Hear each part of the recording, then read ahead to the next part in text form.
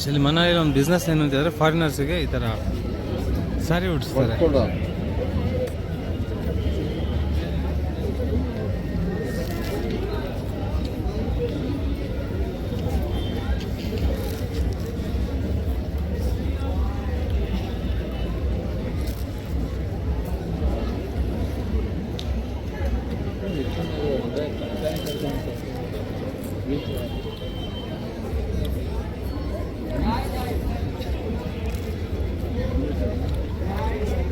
College ಅವರ ಮಕ್ಕಳು ಒಂದೇ ಯೂನಿಫಾರ್ಮ್ ಇದ್ದಾರೆ.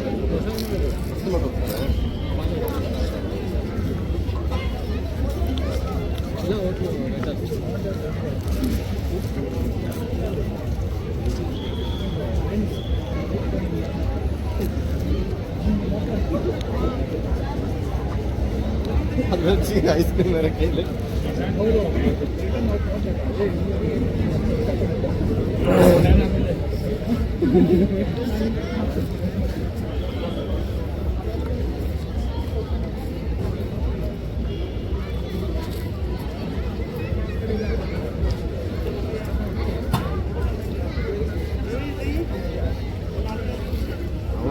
ಒಳ್ಳೇದೇ.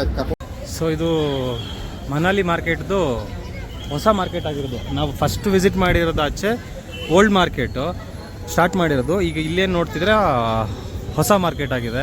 ಆ್ಯಂಡ್ ಇಲ್ಲಿ ಕೂಡ ತುಂಬ ರೆಸ್ಟೋರೆಂಟ್ಗಳು, ಶಾಪಿಂಗ್ ಮಾಲ್ಸ್, ಶಾಪಿಂಗ್ ಕಾಂಪ್ಲೆಕ್ಸ್ಗಳು ಪ್ರತಿಯೊಂದು ಎಲ್ಲನೂ ಇದ್ದಾವೆ. ಹೋಟೆಲ್ಸು, ಹೋಟೆಲ್ ರೂಮ್ಸ್ ಎಲ್ಲನೂ ಇದ್ದಾವೆ. ಆ್ಯಂಡ್ ನಮ್ಮ ಇಲ್ಲಿ ಮಾಜಿ ಪ್ರಧಾನಿಗಳಾದ ಅಟಲ್ ಬಿಹಾರಿ ವಾಜಪೇಯಿ ಅವ್ರದ್ದು ಒಂದು ಪ್ರತಿಮೆ ಇದೆ. ಹಾಗೆ ನಮ್ಮದು ದೇಶದ ತ್ರಿವರ್ಣ ಧ್ವಜ ಸಹ ಇಲ್ಲಿ ಆಡ್ತಾ ಇರ್ತದೆ. ಟೂರಿಸ್ಟ್ಗಳೆಲ್ಲ ಇಲ್ಲಿ ಫೋಟೋ ತೆಗೆಯೋದ್ರಲ್ಲೆಲ್ಲ ಬ್ಯುಸಿ ಇರ್ತಾರೆ. ನಾವು ಸಾಧನೆ ಮಾಡ್ತೀವಿ.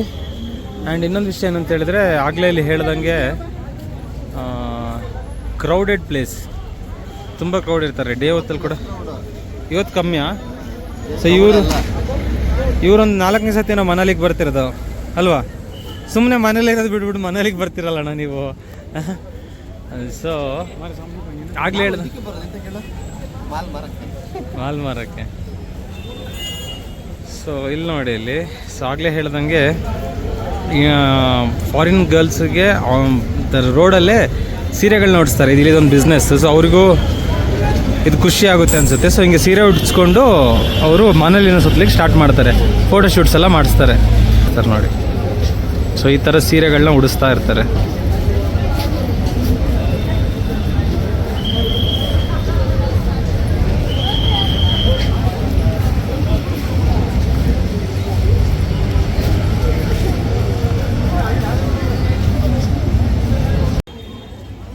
ಸೊ ನಮ್ಮ ಬಾಯ್ಸಿಗೆ ಹಿಂಗೆ ಹಾಕ್ತಾರೆ, ಟೊಪ್ಪಿ ಹಾಕಿ ಕಳಿಸ್ತಾರೆ. ಎಲ್ಲ ನಾನು ಹಾಕ್ಕೊಂಡಿದ್ದೀನಿ ಶಿಷ್ಯ.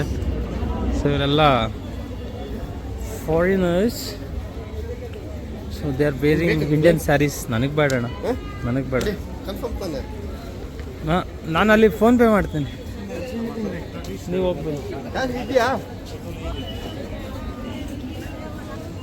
ಸೊ ಇಲ್ಲಿ ನೋಡಿ, ಇಲ್ಲಿ ಫಾರಿನರ್ಸ್ ಹೆಂಗಿದ್ದಾರೆ ಅಂತ.